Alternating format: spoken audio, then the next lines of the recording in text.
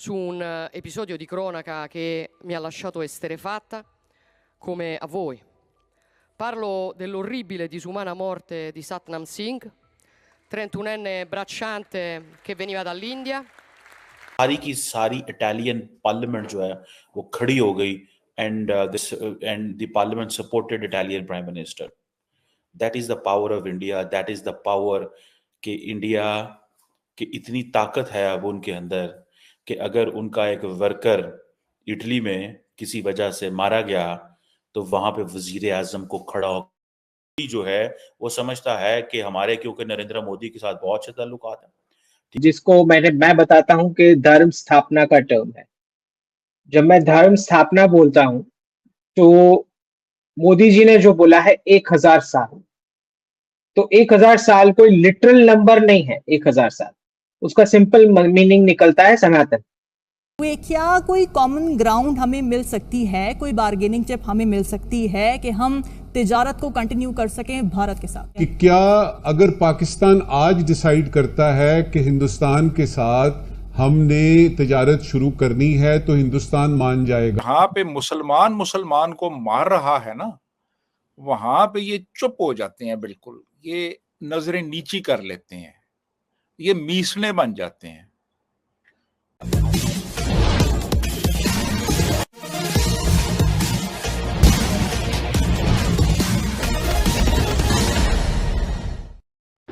भारत के लिए इटली ने वह कर दिखाया जो आज तक इटली के इतिहास में कभी नहीं हुआ था. एक भारतीय मजदूर हालांकि गैर कानूनी ढंग से इटली में प्रवेश कर गया था और एक दुर्घटना में उसकी जान जाती रही, लेकिन इटली के संसद ने पहली बार किसी विदेशी के लिए 2 मिनट का मौन रखा और उसके परिवार को भरपूर मुआवजा देने की भी घोषणा की. यह है भारत इटली संबंध, मोदी मेलोनी संबंध. आइए सुनते हैं. दोस्तों, इटली की वजीर आजम जॉर्जिया मेलोनी ने एक इंडियन वर्कर जिसका नाम सतनाम सिंह था, इटली में उसकी डेथ हो गई, उसके ऊपर एक स्टेटमेंट जारी की है और कंडेम किया, जिसपे सारी की सारी इटालियन पार्लियामेंट जो है वो खड़ी हो गई and the parliament supported Italian prime minister. That is the power of India. That is the power कि इंडिया की इतनी ताकत है अब उनके अंदर कि अगर उनका एक वर्कर इटली में किसी वजह से मारा गया तो वहां पे वजीर आजम को खड़ा हो पार्लियामेंट के अंदर. अब ये जो इंडियन माइग्रेंट वर्कर जो था, जिसको बेसिकली छोड़ दिया गया, वो इसकी उम्र को 31 ईयर्स के करीब बताई जाती है और इसका दायां बाजू जो है वो एक फार्म में, एक खेत में काम करते करते जिसको वो कहते हैं ना, जख्मी हो गया और उसके ऊपर एक प्लास्टिक रैपिंग मशीन जो होती है जो किसी खेत में थी उसमें वो आ गया और वो पहले तो बहुत ज्यादा वल्नरेबल रहा, उसके बड़े मसले मसाइल रहे, लेकिन बाद में उसकी उस चीज से जान. जॉर्जिया मेलोनी ने एक चीज महसूस की, जॉर्जिया मेलोनी ने ये महसूस किया और उसने ये कहा होगा कि अगर फॉर एग्जाम्पल अगर हम ये स्टेटमेंट जारी नहीं करते, इसमें हम इसमें ध्यान नहीं देते और हम नहीं बोलते तो शायद नरेंद्र मोदी फोन कर दे. और अगर नरेंद्र मोदी फोन कर देते जॉर्जिया मेलोनी को, और वो फिर एक स्टेट है, जब स्टेट लेवल पे चीजों को पिकअप किया जाए, या डॉक्टर जयशंकर जो है वो उठा फोन करके इटालियन जो फॉरेन मिनिस्टर से बात करते, तो उसकी जारी बात है एक और सिचुएशन डेवलप होनी थी. वो उसको आप ऐसे अंडर एस्टिमेट नहीं कर सकते, उसकी एक और इम्प्लीकेशंस हो जानी थी. ये जो सिचुएशन अभी इमर्ज हुई है, इस सिचुएशन के अंदर तो मैं जाती तौर पे ये समझता हूँ कि ये प्योरली एक इनह्यूमन एक्ट है, पहली बात. दूसरा, इसमें आपको इटली की जो है हुकूमत का जो प्रॉम्प्ट एक्शन है वो ये बताता है कि जो जॉर्जिया मेलोनी अपनी फ्रेंडशिप दिखाती हैं भारत के साथ, that friendship is very important for them and they mean it what she is saying. और अब मजे की बात यह है कि अब इंडियन वर्कर जो कि बड़ी तादाद में इलीगल होंगे, बहुत सारी जगहों पे होंगे, बहुत सारे शहरों में होंगे, बहुत सारी जगहों पे काम कर रहे होंगे, अब उनका एक वजन बढ़ गया. ये है इंडियन स्टेट की पावर. में आपको जिसको मैं बताता हूं कि धर्म स्थापना का टर्म है. जब मैं धर्म स्थापना बोलता हूं तो मोदी जी ने जो बोला है 1000 साल, तो 1000 साल कोई लिटरल नंबर नहीं है. 1000 साल उसका सिंपल मीनिंग निकलता है सनातन, राइट? राइट, तो जब आप 1000 साल के लिए ऐसे पॉलिसी चेंजेस करोगे जो आपको 1000 साल तक वो पॉलिसी चेंजेस रेलेवेंट रखेंगे इस राष्ट्र को, उस चीज की बात हो रही है इधर। तो जो भी बड़े चेंजेस करने की जरूरत है वो सारे इस थर्ड टर्म में होने हैं। बॉर्डर्स चेंज होनी है, वो तो मैंने बताया था, अब तो सब बता रहे हैं, वो लोग खुद बता रहे हैं, राइट?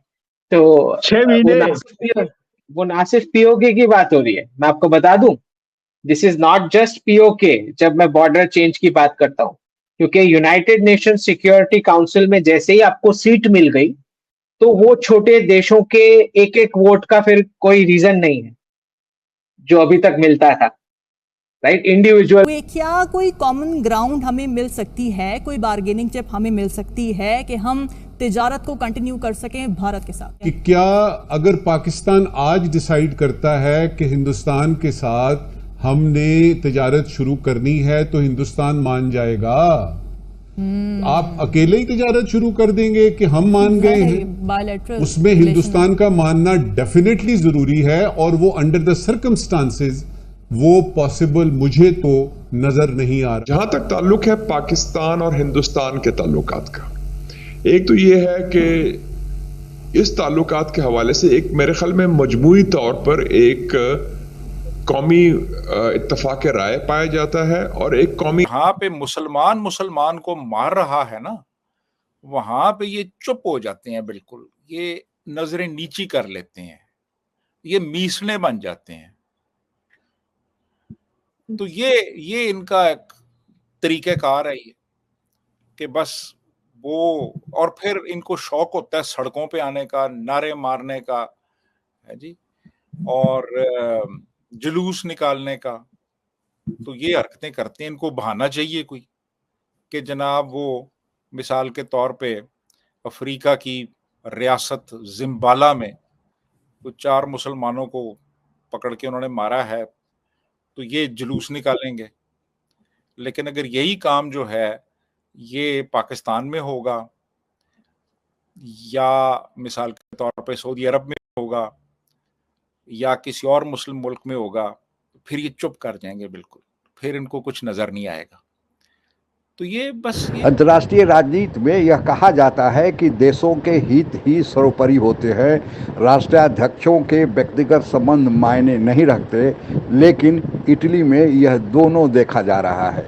भारत के अंतर्राष्ट्रीय रंगमंच पर बढ़ती हुई ताकत और साथ ही भारत के प्रधानमंत्री नरेंद्र मोदी और इटली के प्रधानमंत्री जॉर्जिया मेलोनी के आपसी संबंधों ने एक ऐसा रंग दिखाया है जो अभी तक इतिहास में नहीं हुआ है, और वह यह कि भारत के एक गैरकानूनी रूप से इटली में मजदूर के प्रवेश करने के बावजूद, जबकि उसे कोई भी क्षतिपूर्ति नहीं मिलनी चाहिए थी, उसके लिए इटली के संसद में 1 मिनट का मौन भी रखा गया, प्रस्ताव भी पारित किया गया, और इटली की सरकार ने उस मजदूर के परिवार को भरपूर मुआवजा देने का वादा भी किया है।